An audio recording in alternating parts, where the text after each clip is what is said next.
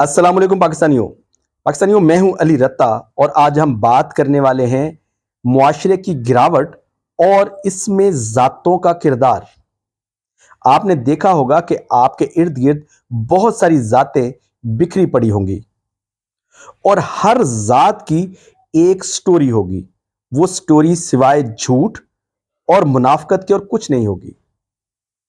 आप यकीन कीजिए कि आप ये जो बड़े बड़े टाइटल्स अपने नामों के साथ लगे हुए देखते हैं, इन टाइटल्स की स्टोरियां बड़ी अजीबोगरीब हैं। जैसा कि पाकिस्तान में जो सबसे ज्यादा यूज किया जाने वाला टाइटल है वो चौधरी है।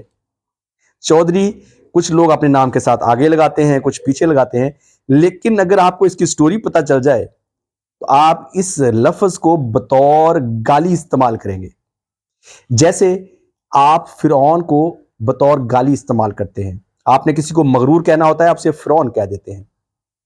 आपने किसी को जालिम कहना होता है तो यजीद कह देते हैं। तो ये जो हमारे नामों के साथ लगे हुए टाइटल्स हैं, इनकी स्टोरियां भी कुछ इसी तरह की हैं।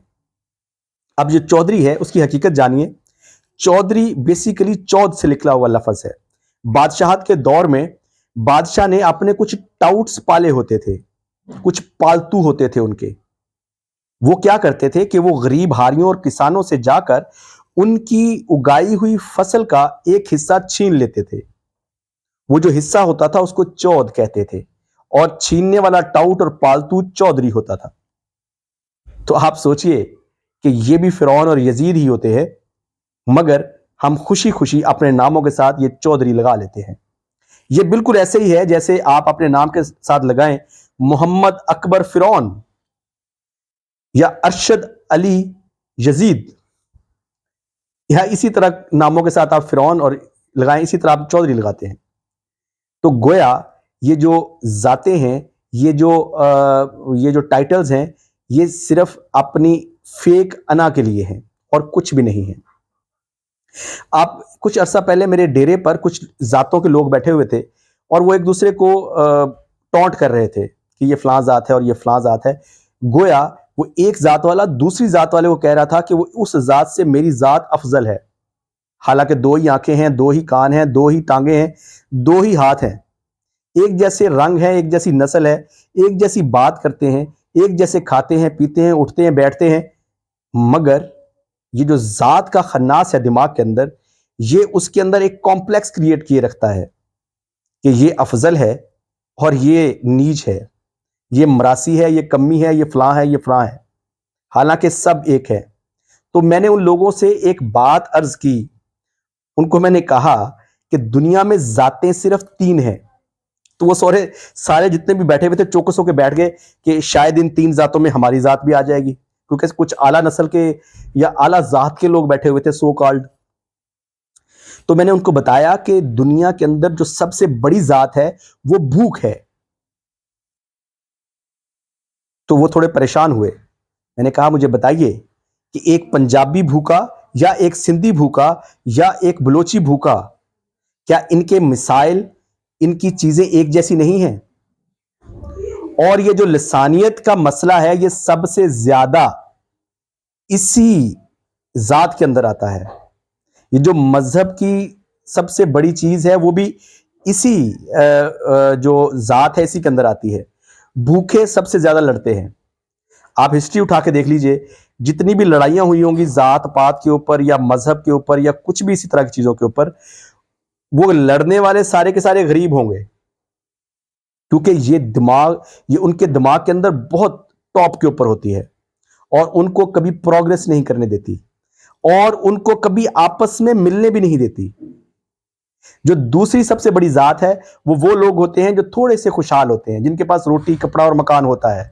मींस कि वो बेसिक नेसेसिटीज उनके पास होती हैं और वो नीचे वाली जात से थोड़े से ऊपर होते हैं।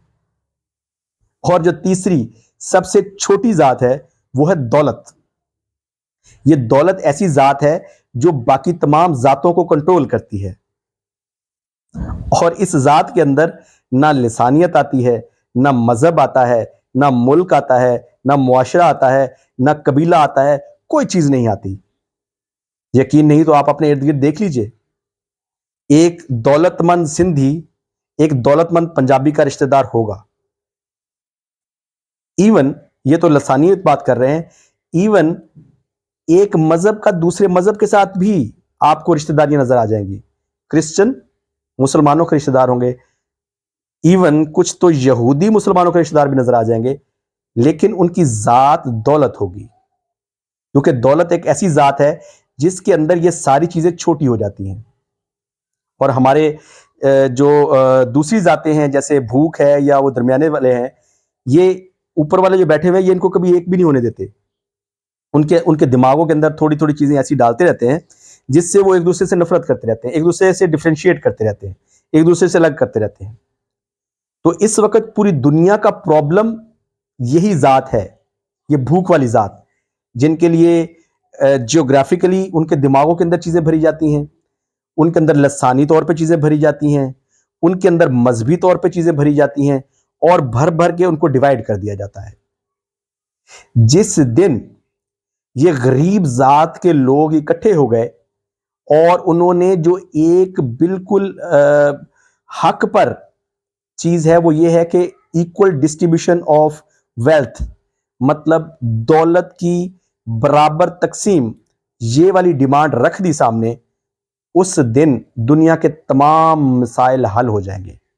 کیونکہ دنیا کی ساری لڑائی صرف اس وجہ سے ہے کہ یہ جو دولت کی ڈسٹریبیوشن ہے یہ برابر نہیں ہے. امیر جو ہے وہ اپنی دولت کو ملٹی پلائی کر رہا ہے، دوسری طرف جو غریب ہے وہ اتنا غریب ہوتا جا رہا ہے کہ وہ بھوک سے مر رہا ہے. وہ بھوک سے مر تو رہا ہے مگر ایک بھوکا دوسرے بھوکے کا ساتھ نہیں دے رہا، ایک بھوکا دوسرے بھوکے کے پرابلم میں اس کے ساتھ کھڑا نہیں ہو رہا. بس اسی شعور کو بیدار کرنا ہے آپ نے. یہ میرا بھی کام ہے، یہ آپ کا بھی کام ہے، جتنے بھی لوگ آپ کی سوسائٹی کے اندر ہیں یہ سب کا کام ہے کہ تمام بھوکے جو بھوک سے مر رہے ہیں وہ لوگ ایک دوسرے کے پرابلم کو سمجھیں اور تمام بھوکے اکٹھے ہو جائیں اور دولت والی ذات کے سامنے یہ ڈیمانڈ رکھ دیں کہ ہمارا حق ہمیں دیا جائے، ڈسٹریبیوشن آف ویلتھ کی جائے. جس دن یہ ہو گیا، ساری دنیا کے اندر جتنے بھی فسادات برپا ہے، جتنے بھی جنگیں ہو رہی ہیں، یہ ایک سیکنڈ کے اندر سب کی سب ختم ہو جائیں گی. کیونکہ یہ دولت کی ذات والے لوگ جو ہے یہ جنگ برپا کیے ہوئے ہیں، یہ غریبوں کا خون چوستے ہیں، یہ بھوکوں کے آگے سے ان کا کھانا چھین لیتے ہیں. ان کو اتنا بھی ترس نہیں آتا. تو آپ لوگ جب تک کھڑے نہیں ہوں گے یہ پرابلم ایسے کا ایسا ہی رہے گا اور آگے 100 سال تک ایسے ہی چلے گا. تو کھڑے ہو جائیے اپنے لیے، اپنے بچوں کے فیوچر کے لیے اور دنیا کی سکون اور امن کے لیے. السلام علیکم.